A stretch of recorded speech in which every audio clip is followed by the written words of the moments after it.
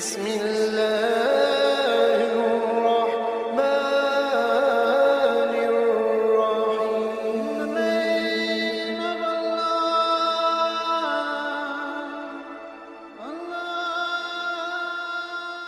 بسم اللہ الرحمن الرحیم۔ شروع اللہ کے نام سے جو بڑا مہربان اور نہایت رحم والا ہے۔ دوستو، اللہ تعالیٰ نے ہر قوم کی رشد و ہدایت کے لیے مختلف انبیاء کو اس دنیا کے اندر بھیجا، اور قرآن و حدیث میں جن نبیوں کے ناموں کا ذکر ہے ان کی تعداد 100 کے قریب ہے، جبکہ اللہ تعالیٰ نے تقریباً 1,24,000 پیغمبروں کو اس دنیا کے اندر مبعوث فرمایا۔ اور جب اللہ تعالیٰ نے خود قرآن مجید میں فرما دیا کہ ہم نے ہر قوم کے لیے ایک نبی بھیجا ہے، تو پھر ہزاروں سالہ تہذیب رکھنے والا ہندوستان بھلا نبی کے وجود سے کس طرح محروم رہ سکتا ہے، جبکہ اللہ تبارک و تعالیٰ کے پہلے نبی حضرت آدم علیہ السلام کو اسی سرزمین کے اندر اتارا گیا۔ دوستو، ہندوستان میں شائع ہونے والی کتاب کالکی اوتار نے پوری دنیا میں تہلکہ مچا دیا۔ اس کتاب میں بتایا گیا ہے کہ ہندوؤں کی مذہبی کتابوں میں جس کالکی اوتار کا ذکر ملتا ہے وہ کوئی اور نہیں بلکہ آخری رسول محمد صلی اللہ علیہ وآلہ وسلم بن عبداللہ ہی ہیں۔ کتاب کا مصنف اگر تو کوئی مسلمان ہوتا تو وہ اب تک جیل میں ہوتا اور اس کتاب پر پابندی لگ چکی ہوتی، مگر اس کا مصنف پنڈت وید پرکاش برہمن ہندو ہے۔ وہ الہ آباد یونیورسٹی سے وابستہ اور سنسکرت زبان کے ماہر معروف محقق اسکالر ہیں۔ پنڈت وید پرکاش نے کالکی اوتار کی بابت اپنی اس تحقیق کو ملک کے 8 مشہور و معروف محقق پنڈتوں کے سامنے پیش کیا، جو اپنے شعبے میں بہت ہی مستند سمجھے جاتے ہیں۔ ان پنڈتوں نے کتاب کے بغور مطالعے اور تحقیق کے بعد یہ قبول کیا ہے کہ کتاب میں پیش کیے گئے حوالہ جات مستند اور بالکل درست ہیں۔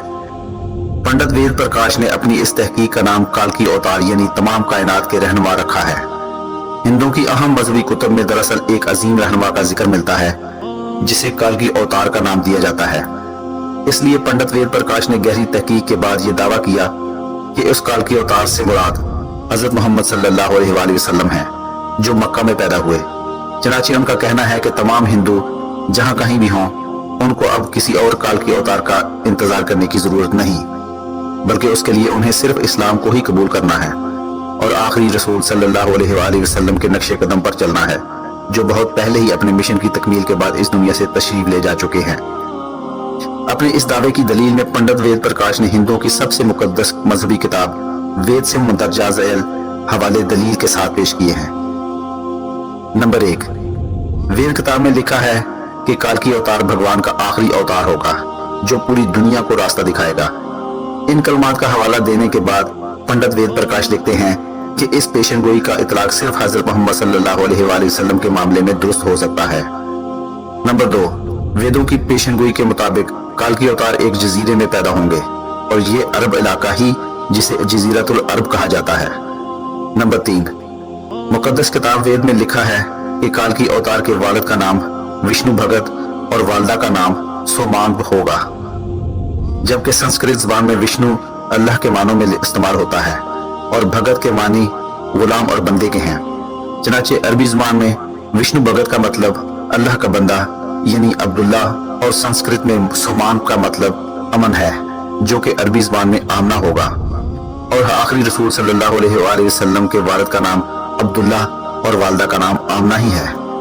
نمبر 4، وید کتاب میں لکھا ہے کالکی اوتار زیتون اور کھجور استعمال کرے گا اور وہ اپنے قول و قرار میں سچا اور دیانتدار ہوگا، اور یہ دونوں پھل ہی نبی کریم صلی اللہ علیہ وآلہ وسلم کو مرغوب تھے، جبکہ آپ صلی اللہ علیہ وآلہ وسلم سچائی اور دیانتداری میں تو اس حد تک معروف تھے کہ مکہ میں نبی کریم صلی اللہ علیہ وآلہ وسلم کے لیے صادق و امین کے لقب استعمال کیے جاتے تھے۔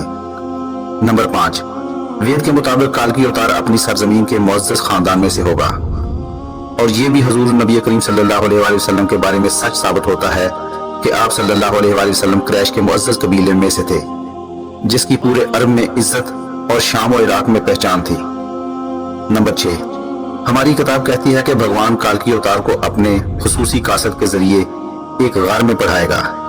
اس معاملے میں یہ بھی درست ہے کہ نبی کریم صلی اللہ علیہ وآلہ وسلم مکہ کی وہ واحد شخصیت تھے جنہیں اللہ تعالیٰ نے غار حرا میں اپنے خاص فرشتے حضرت جبرائیل علیہ السلام کے ذریعے وحی نازل کر کے انہیں ان کے مقصد کے بارے میں آگاہ کیا۔